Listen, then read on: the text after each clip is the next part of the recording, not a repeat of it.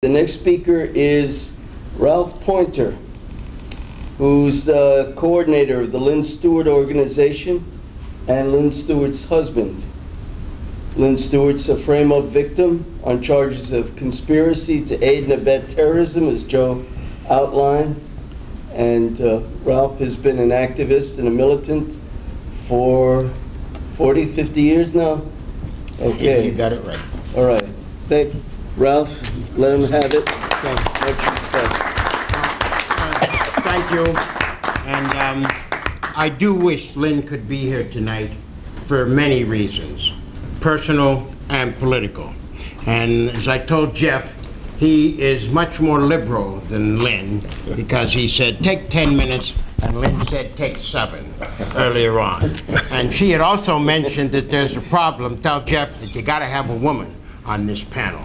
And so you see, Lynn is sharp, and her mind is with it at every moment. But I'm going to skip ahead of the few notes I said and say, what did we do wrong to end up in this position that we all talk about in America today? We all made mistakes. And one of the things that made Lynn great is that she could sit down and discuss an issue with you with clarity, and she could go to the root of any issue because she had a mind, and she had fairness, and she had empathy, and she has courage, and she has an allegiance to the truth. Back in 1962, we had a difference of opinion on a lot of things. And we had many heated discussions. And Lynn said to me, wait a minute, don't become so hostile because you had a 23-year head start on me. You understood racism in America, and it's different than my reading it in a book. And you were a part of unions that's different from my being in a family that didn't think much about unions. And we could discuss everything, and we could come to a conclusion because the truth is always there. You just have to find it. And Lynn found the truth in every situation I dealt with her. And I see that right now, what happened to Lynn is happening to the society in general. When the Second Circuit came down and said, change the judge's decision and change 28 months to 120 months, the country should have been in an uproar. And now, there were lawyers who said Lynn should have kept her big mouth shut. And there are lawyers who said, and many leftists who said Lynn should be quiet. But they missed the Jimmy Cagney movies that I watched as a kid, when James Cagney said, where's my mouthpiece? What is a lawyer supposed to do but be a mouthpiece for the people they're defending? And so there was no uproar when the Second Circuit said they were going to change things, and now we see those same vile people in the Second Circuit, like Sack, Calabrese, and Walker, saying that a judge who makes a decision on stop and frisk has to be removed. And we see everybody laying down, no uproar, no rage in the streets, no rage in our political organizations, no rage in our social organizations, no rage in our cultural organizations. This society is broken. Where does that leave us today? And I'm going to go back to one of the recent things that was proposed by I guess you have to say he's our mayor, and the taking over of the public library. Where's the roar in the street? The taking over of private space. How about the taking over of the projects? And for 2 years I was very much involved in the fight to save the Wagner and the St. Nicholas projects in Harlem, the last open space in Manhattan. Very little crowd, very few people showed up for those meetings.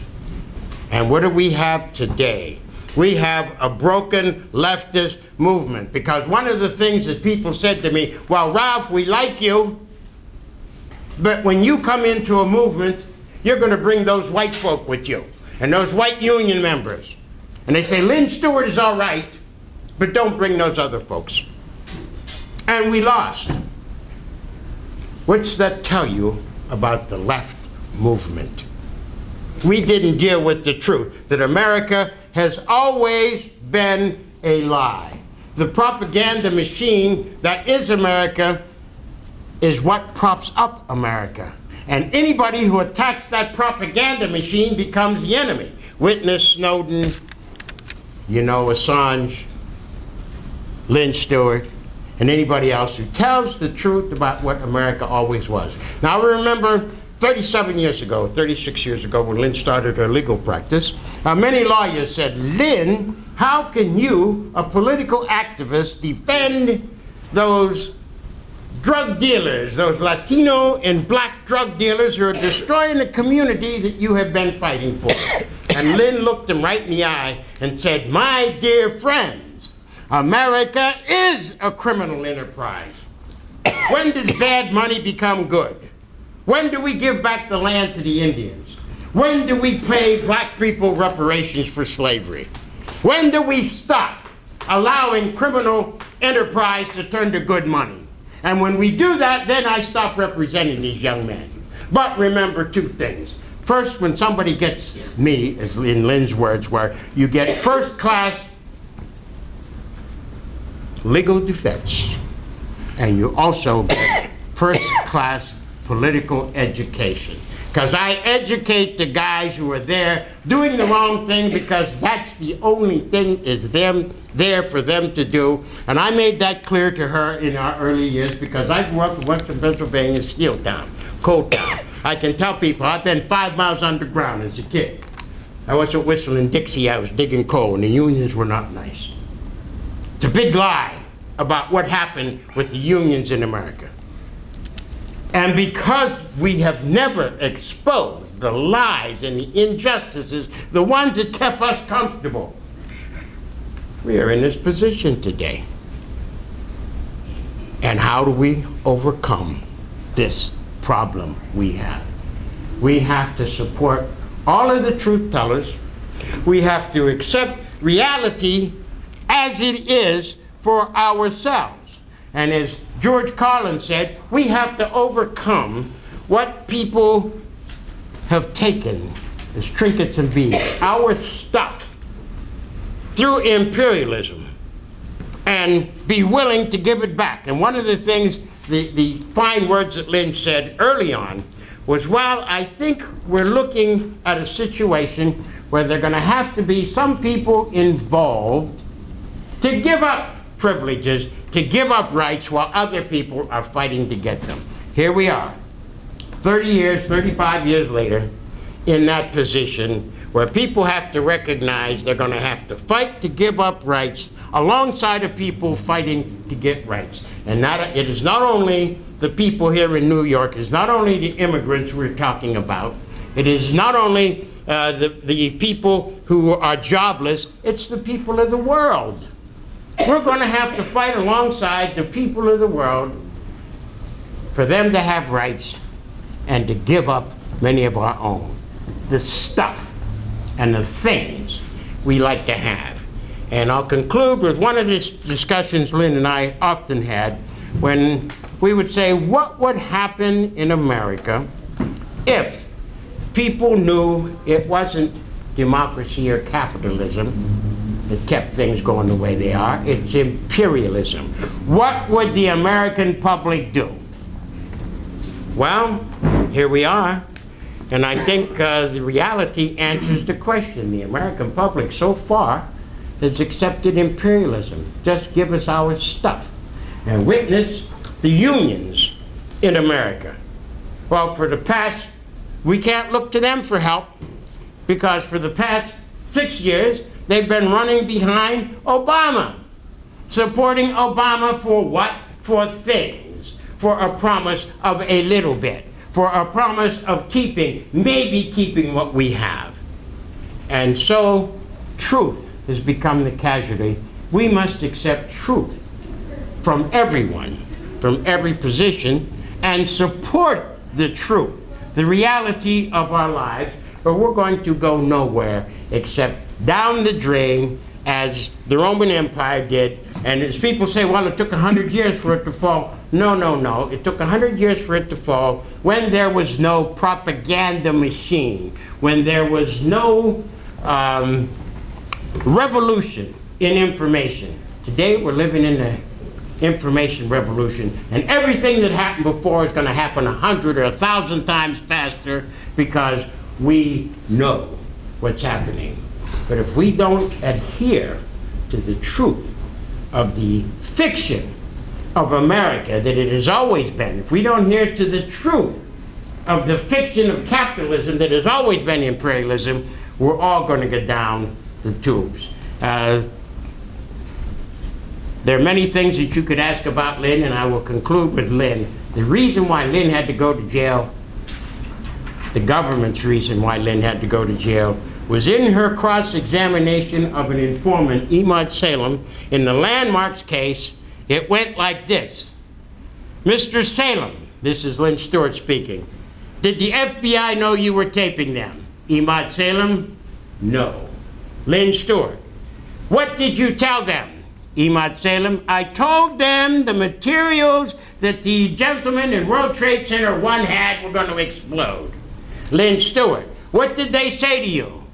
Imad Salem, they told me to shut my mouth. Lynne Stewart, what did they say to you? Imad Salem, they told me to shut my mouth. Judge Mukasey, Ms. Stewart, it is beyond the scope of this trial. And Lynne Stewart says, no it isn't. I'm talking about the credibility of my witness. Mukasey, Lynne Stewart, stop there. Ask no more questions about Imad Salem taping the FBI and what they said. This is the truth that got Lynne Stewart in jail. Many universities around the country wanted to hear about Lynne Stewart talking about the Bill of Rights versus the Patriot Act. They didn't want to hear that. And this is when they said she continues, the Second Circuit, she continues traveling around the country to law schools and universities corrupting our youth. And when they said that, I looked at Lynne and says, well, you have joined Jesus Christ and Socrates, but it didn't do them any good either. So we have a problem here. And I am disappointed. I'm happy with the people who are here today, but I'm disappointed in the left in general, in the black left in general, because they followed behind this mole called Mr. Obama, and he has led us to this position, and we're going to have to get out from behind that mole. We're going to have to get out from behind color, race, religion, etc., and start following truth and morality to change this. Thank you for your time. Thank you. She feels that they're going to say she's improving. And so they're moving her back into population, but she can't walk to the lunchroom. So that sets her up to break regulations by having other people bring it. They know that she can't go to the pill line. So it's damned if you do and damned if you well, she's not going to go. She's going to have other people bring it if they're willing to bring it the way they've been bringing it, and see what happens. Circuit has proved that the federal courts are irrelevant. Whatever decision they make can be overturned by the Second Circuit. This stop and frisk, what happened to it? A judge said it had to be reviewed, it was illegal. What'd they say? Sheinlin is out. And then they passed it on to Codal. And then Codal said, I can't handle it. And then they passed it on to a judge who has 1 year federal experience. And so what does that say for law? What that says, there is no law, or law is what they say it is at any particular time. And so when we didn't scream, as I said, what we really needed when Lynne was arrested was a bunch of Pakistani lawyers who said, we're not going to participate. We're going to make them shut the courts down. Instead, people went along with it. Lynne is in jail, and I say to black people, here we have stop and frisk. It is Lynne said, racial profiling on the New Jersey Turnpike is the same as racial profiling in the black community. It's illegal. And people have to fight against it. People did not fight against it, and now when the judge says that stop and frisk is illegal, they throw the judge out. End of the story. Where's justice? There never was law and justice in America, and until we're ready to stand up and say, hey, we don't believe in that system, then they have sold us a bill of goods.